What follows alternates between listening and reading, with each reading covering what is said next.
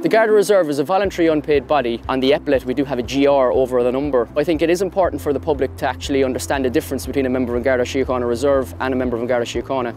So there are limited powers. We do have powers in public order and we can arrest in full viewing of a full-time member. You can be dealing with members of the public in the front office, you can be out on the beat, you can be called to an accident, there could be a domestic dispute, there could be an event going on, so it's different. A lot of our powers are Road Traffic Act, so we do a lot of traffic kind of detail, like checkpoints would be a major part of our duties, tax insurance. For the first 2 hours I might be in the car, for the second 2 hours I could be out on the beat walking, and for the last couple of hours of the shift I may be in a static security post. There's a football game at 7:45, there'll be a briefing around 6 o'clock and all members, full-time and reserve members would meet and roles would be briefed out there. So any kind of major sporting events that are on in the town, certainly look for reserve support in policing them. In any large event, we're there to protect the public, to ensure the event runs smoothly, to ensure any antisocial behaviour is picked up and members of the public aren't inconvenienced by any issues around the entire event. We're never not accompanied by a full-time member.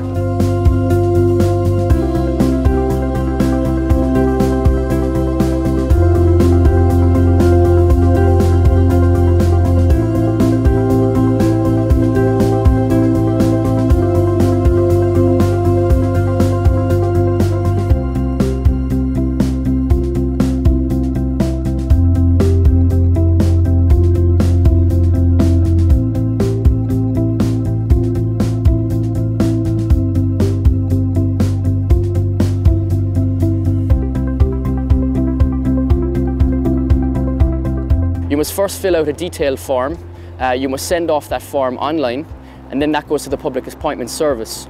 Once you're deemed eligible, you are then progressing to the next stage, which is of an interview panel. You will then go to the Garda College in Templemore. They try and keep you local as a reserve so that you're working with local communities that you know. It depends where they need you, so you are kind of a district resource.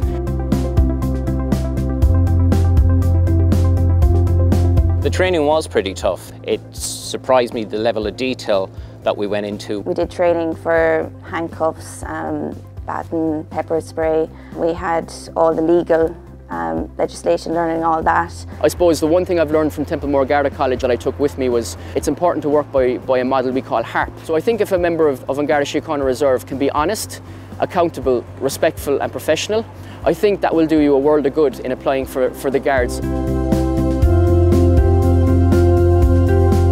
Reserves are required to put in 208 hours a year. Effectively, I work nights. The busiest period in North Central would be weekend periods. I find it works out fine for me because I've done my day work and I'm able then to work a couple of hours into the evening. I was a full-time student while I was a Garda Reserve as well. I did a lot of night shifts actually, so maybe I'd go in 2 or 3 days a week. I could have a spell then where I mightn't have been in for a month or 2 months, but then I'd come back again. If I'm working during the day on a 9 to 5, I might go on the 6 p.m. to 4 a.m. shift, so that would be very flexible for me. It's up to the reserve himself, you know, if he wants to work days, nights, or if he can do weekends or weekdays. What I really like about the reserve is that you can experience both sides of the coins. So my day-to-day job would be freelancing in personal fitness, so I would train my clients. Then after that, I could start the shift at 6 p.m. in the station, go in, get the uniform on, get the briefing, and then actually help, you know, people on the street, and it's great. Being a co-founder of a technology company, I'm busy most days. I've got a young family. There would have been a time where I would have loved to have joined the full-time service, but unfortunately now I'm over the threshold of 35 and I find this suits me perfectly. I decided that the reserve was the best way to go. I felt that I would gain invaluable skills in the organisation. I'd gain a lot of knowledge. I would actually work with people that have a lot of experience in their fields of crime prevention and of dealing with serious crimes. And I said if I maybe got in and actually experienced it and learned and got some skills going, then that would be something that would stand to me if I ever was to apply for a full-time member of a Garda Síochána. For me, it's been a great advantage because it's been very rewarding being able to represent and give a positive image of the minority community I represent in Garda Síochána. I'm very proud of my city, Waterford. If there's anything good that I can do for Waterford, I will. I had a great 10 years here.